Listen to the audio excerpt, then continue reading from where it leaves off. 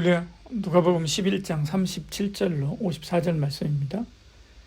예수께서 말씀하실 때 한 바리새인이 자기와 함께 점심 잡수기를 청하므로 들어가 앉으셨더니 잡수기 전에 손 씻지 아니하심을 그 바리새인이 보고 이상히 여기는지라.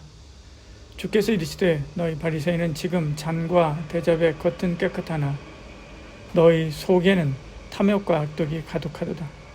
어리석은 자들아, 겉을 만드신 이가 속도 만들지 아니하였느냐? 그러나 그 안에 있는 것으로 구제하라. 그리하면 모든 것이 너희에게 깨끗하리라. 화 있을진저 너희 바리새인이여, 너희가 박하와 운양과 모든 채소의 11조는 드리되 공의와 하나님께 대한 사랑은 버리는도다. 그러나 이것도 행하고 저것도 버리지 말아야 할지니라. 화 있을진저 너희 바리새인이여, 너희가 회당의 높은 자리와 시장에서 문안받는 것을 기뻐하는도다. 화 있을진저 너희여, 너희는 평토장한 무덤 같아서 그 위를 밟는 사람이 알지 못하느니라. 한 율법 교사가 예수께 대답하여 이르되 선생님, 이렇게 말씀하시니 우리까지 모욕하심이니이다. 이르시되 화 있을진저 또 너희 율법 교사여, 지기 어려운 짐을 사람에게 지우고 너희는 한 손가락도 이 짐에 대지 않는도다. 화 있을진저 너희는 선지자들의 무덤을 만드는도다. 그들을 죽인 자도 너희 조상들이로다. 이와 같이 그들은 죽이고 너희는 무덤을 만드는 자니 너희가 너희 조상의 행한 일의 증인이 되어 옳게 여기는도다. 그러므로 하나님의 지혜가 일렀으되 내가 선지자와 사도들을 그들에게 보내리니 그 중에서 더러는 죽이며 또 박해하리라 하였느니라. 창세 이후로 흘린 모든 선지자의 피를 이 세대가 담당하되 곧 아벨의 피로부터 제단과 성전 사이에서 죽임을 당한 사가랴의 피까지 하리라. 내가 너희에게 이르노니 과연 이 세대가 담당하리라. 화 있을진저 너희 율법 교사여, 너희가 지식의 열쇠를 가져가서 너희도 들어가지 않고 또 들어가고자 하는 자도 막았느니라 하시니라. 거기서 나오실 때 서기관과 바리새인들이 거세게 달려들어 여러 가지 일을 따져 묻고 그 입에서 나오는 말을 책잡고자 하여 노리고 있더라. 아멘. 예수님은 바리새인의 초대를 받아 점심을 하고 계셨습니다. 그런데 예수님이 식사 전에 손을 씻지 않는 모습을 바리새인이 보고 이상하게 여기죠. 유대인들은 식사 전에 손을 씻는 결례를 바리새인뿐만 아니라 일반 유대인들도 잘 지켰습니다. 그런데 예수님은 기본적인 것조차 지키지 않고 계신 거죠. 우리는 바리새인의 마음을 모르지만 예수님은 찻잔 보듯 살피십니다. 그들의 겉과 속을 다 지으신 하나님이시기 때문에 그렇습니다. 사실 주님은 설교를 위해서 의도적으로 그렇게 했던 거죠. 이를 계기로 주님은 바리새인의 위선을 책망합니다. 39절에요. 주께서 이르시되 너희 바리새인은 지금 잔과 대접의 겉은 깨끗이 하나 너희 속에는 탐욕이 가득하도다, 이렇게 말씀하죠. 겉으로만 구제하지 말고 마음을 다해 구제하라라고 말씀합니다. 41절에요. 겉으로만 율법을 지키지 말고 사랑의 정신을 따라서 지켜야 된다, 이렇게 말씀합니다. 42절에요. 겉과 속이 다른 것이 위선이죠. 위선이 나쁜 것은 그 안에 숨겨진 속임의 술수 때문에 그런 것입니다.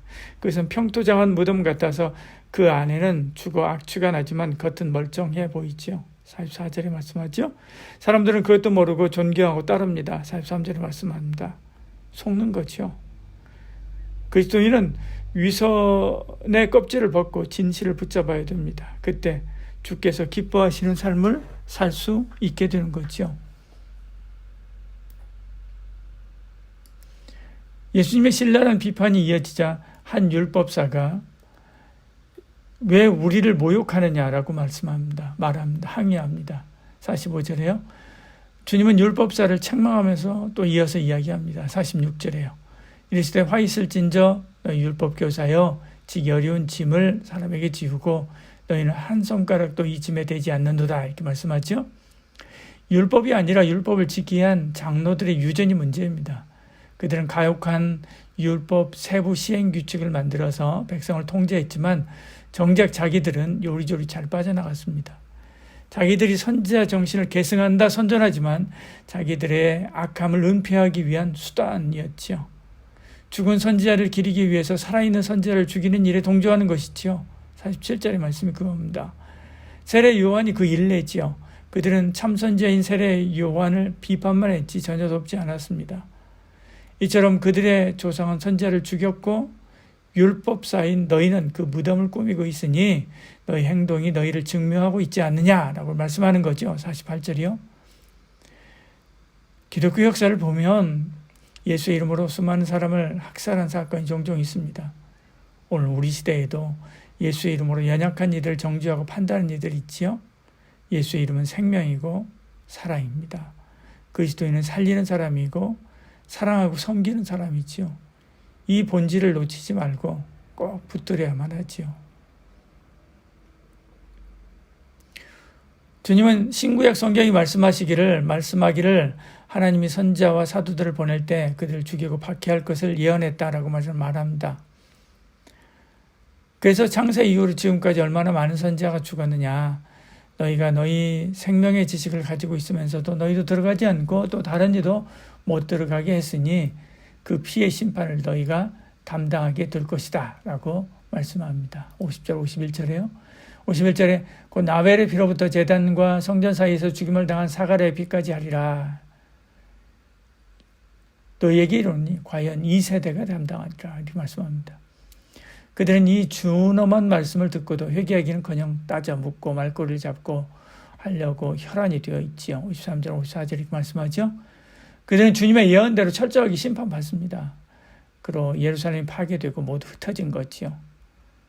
주의 말씀을 들을 때 찔림이 있습니다. 그때 자신을 먼저 돌아봐야 되지요. 그리고 돌이켜야 됩니다.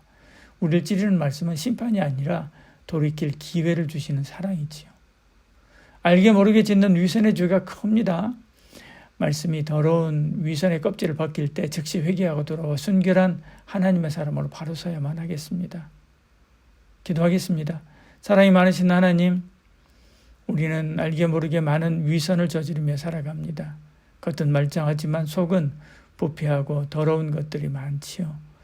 그때마다 주 앞에 나와 엎드려 회개하고 또 우리 속을 정결케 하는 저희들 되게 하여 주시옵소서. 순결한 마음과 순결한 생각으로 그리고 순결한 삶으로 주께 영광 돌리는 저희들 되게 하여 주시옵소서. 예수님 이름으로 기도합니다. 아멘.